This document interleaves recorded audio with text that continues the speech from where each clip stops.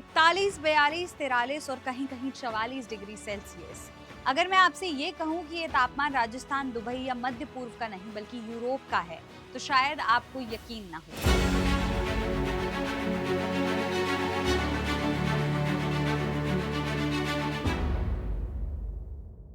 जिस यूरोप में कभी ठंडी हवाओं, खूबसूरत गर्मियों और सुहाने मौसम के लिए जाना जाता था, आज वही यूरोप रिकॉर्ड तोड़ गर्मी से जूझ रहा है। हालात ऐसे हैं कि हजारों लोगों को अपने घर छोड़ने पड़े हैं, जंगल धधक रहे हैं, अस्पतालों में हीट स्ट्रोक के मरीज बढ़ रहे हैं और कई शहरों में रेड अलर्ट जारी कर दिया गया है।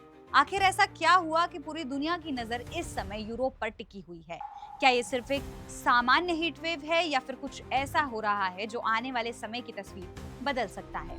आइए समझते हैं। पिछले कुछ हफ्तों से यूरोप के कई देश स्पेन, फ्रांस, पुर्तगाल, इटली, ग्रीस और जर्मनी में तापमान लगातार सामान्य से काफी ऊपर दर्ज किया जा रहा है। स्पेन के कई इलाकों में तापमान 44 डिग्री सेल्सियस तक पहुंच गया है, जबकि कई क्षेत्रों में रेड और ऑरेंज अलर्ट जारी किए गए हैं। अब आप ये सोच रहे होंगे कि 44 डिग्री तो भारत में भी पड़ती है, फिर यूरोप में इतनी बड़ी खबर क्यों बन गई? इसका जवाब यूरोप की भौगोलिक और सामाजिक संरचना में छिपा हुआ है।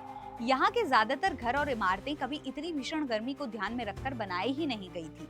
बड़ी संख्या में घरों में एयर कंडीशनर नहीं है क्योंकि यहाँ की जलवायु पारंपरिक रूप से ठंडी रही है।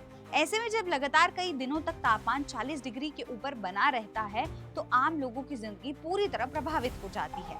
सबसे बड़ी परेशानी सिर्फ दिन की गर्मी की नहीं है, बल्कि रात की गर्मी की भी है। कई शहरों में रात के तापमान में भी 20 से 25 डिग्री सेल्सियस के बीच में बना हुआ है। वैज्ञानिक इसे ट्रॉपिकल नाइट्स कहते हैं। इसका मतलब है कि रात में भी शरीर को पर्याप्त ठंडक नहीं मिलती। लोग ठीक से सो नहीं पाते और लगातार गर्मी की वजह से शरीर पर दबाव बढ़ने लगता है। खासकर बुजुर्ग, छोटे बच्चे और पहले से बीमार लोगों के लिए ये स्थिति बेहद खतरनाक साबित होती है।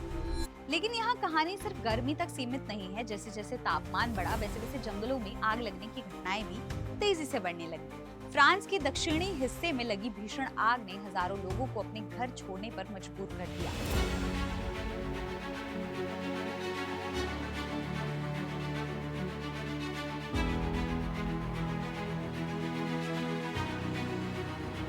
Temperatures across Western Europe are showing signs of easing. कई गांव खाली कराए गए, सैकड़ों दमकल कर्मियों ने कई दिन तक आग को काबू पाने में कोशिश रही। यूरोप संघ के दूसरे देशों से भी सहायता भेजी गई। स्पेन और पुर्तगाल में भी कई जंगलों में आग फैल चुकी है। कहीं राष्ट्रीय उद्यान प्रभावित हुए तो कहीं खेती की जमीनें जलकर राख हो गई। इतना ही नहीं, इस गर्मी का असर यूरोप के सबसे बड़े खेल आयोजनों में से एक टूर डी फ्रांस तक पहुंच गया। दक्षिणी फ्रांस में लगी आग और अत्यधिक गर्मी के कारण आयोजकों को रेस के कुछ हिस्से में दर्शकों की एंट्री रोकनी पड़ी ताकि राहत और बचाव कार्य प्रभावित ना हो। ये दिखाता है कि ये हीट वेव अब केवल मौसम की खबर नहीं रह गई, बल्कि सामान्य जनजीवन को सीधे प्रभावित कर रही है। आखिर ये सब क्यों हो रहा है? मौसम वैज्ञानिकों के अनुसार इस समय यूरोप के ऊपर एक मजबूत हाई प्रेशर सिस्टम बना हुआ है। ये सिस्टम गर्म और शुष्क हवा को एक ही क्षेत्र में लंबे समय तक रोक देता है। जब बादल नहीं बनते, बारिश नहीं होती और सूरज लगातार तेजी से धरती को गर्म करता रहता है, तो जमीन का तापमान हर दिन बढ़ता जाता है, मिट्टी सूख जाती है, नदियों और झीलों का पानी कम होने लगता है और जंगलों में आग लगने का खतरा कई गुना बढ़ जाता है। विशेषज्ञ ये भी बताते हैं कि यूरोप दुनिया के उन क्षेत्रों में शामिल है जहां तापमान वैश्विक औसत की तुलना में कई तेजी से बढ़ रहा है।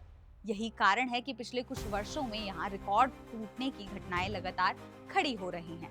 पहले यहाँ इतनी भीषण गर्मी दुर्लभ मानी जाती थी और अब ऐसी घटनाएं बार बार देखने को मिल रही हैं। इस हीट वेव का असर केवल लोगों के स्वास्थ्य तक सीमित नहीं है, बल्कि बिजली की मांग तेजी से बढ़ गई है क्योंकि लोग कूलिंग सिस्टम का ज्यादा इस्तेमाल कर रहे हैं। कई जगह सड़कें और रेलवे ट्रैक अत्यधिक गर्मी से प्रभावित हो रहे हैं। खेतों में सूखे की स्थिति बन रही है और पानी की खपत लगातार बढ़ रही है। प्रशासन लोगों से पानी बचाने, दोपहर के समय घर से बाहर न निकलने और बुजुर्गों का विशेष ध्यान रखने की अपील कर रहा है। फिलहाल सबसे ज्यादा चिंताजनक दक्षिण यूरोप को लेकर है। स्पेन, फ्रांस, पुर्तगाल और ग्रीस से मौसम विभाग लगातार चेतावनियां जारी कर रहा है। कई इलाकों में तापमान अभी भी सामान्य से काफी ऊपर बना हुआ है और मौसम विशेषज्ञों का कहना है कि जब तक मौसम का पैटर्न नहीं बदलता तब तक राहत मिलने की संभावना सीमित है। इसी बीच जंगलों में लगी आग पर काबू पाने के लिए हजारों दमकल कर्मियां लगातार काम कर रहे हैं और कई जगहों पर लोगों को सुरक्षित स्थानों पर पहुंचाया जा रहा है।